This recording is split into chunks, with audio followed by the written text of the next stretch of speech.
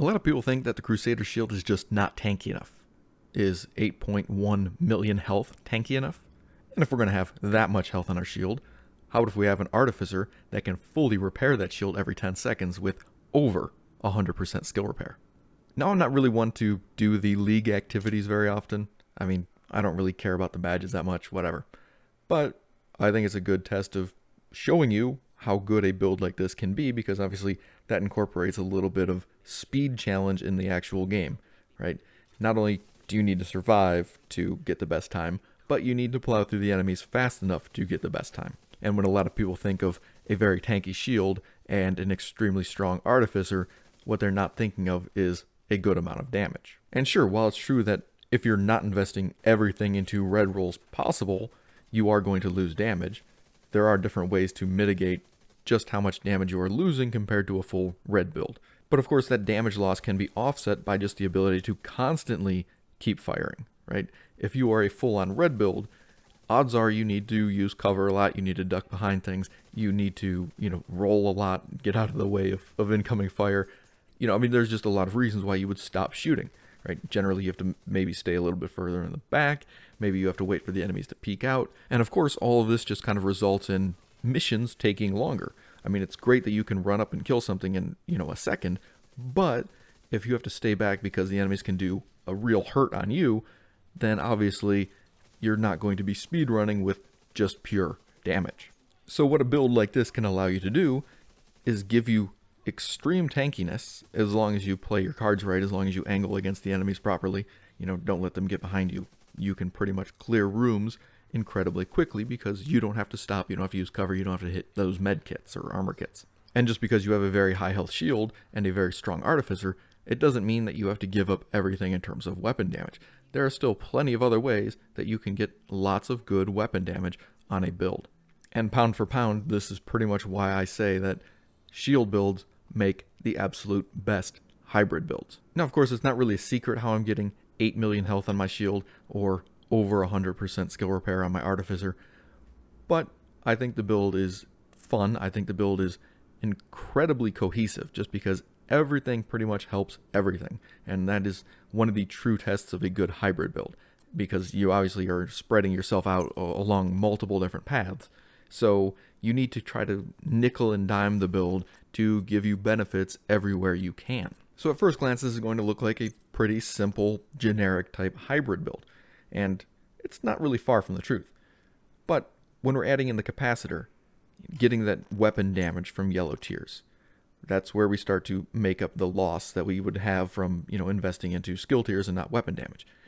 But when we further invest into crit chance, crit damage with things like Cheska or Grupo, and then have a good damage talent on our chest piece, of course, we can start to recover a lot of that damage, just like armor regen builds do, except instead of going into armor and armor regen, which only focus on armor and armor regen, we are going into skill tier and weapon damage, which can be used to boost our shield and our damage. And since armor regen builds definitely can deal some good damage, obviously based on crit chance and crit damage, this build can do the same with crit chance and crit damage, plus it's getting even more damage because the capacitor allows us to get weapon damage from yellow rolls, and we can put on some red rolls too.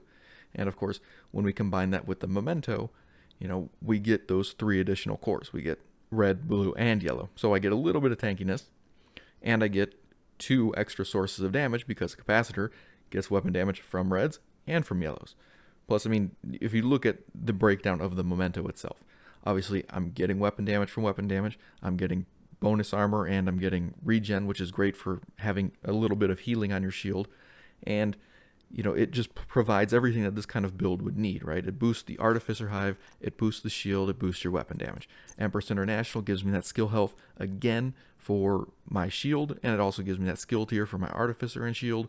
Of course, Motherly Love, the same thing. I got repair skills on there, and that gives me additional, healing with my Artificer, skill health for my shield, skill tier for both of the skills, and a little bit of crit. Of course, the Forge, again, incoming repair is not really that great, but it's the one little minor misstep on the build. There's nothing I can do about getting rid of that. But skill tier, shield health, great for this build. And of course, a little bit of crit to make everything flow a little bit better in terms of damage. And without the Memento fully procced, without those 30 stacks, I'm still looking at 6.5 million health on my shield, and I'm still looking at 84% skill repair on my Artificer. All of those are great numbers by themselves. Now, of course, I don't want to miss the chance to suggest a different weapon in case you don't really like the Capacitor, or maybe you don't even have it.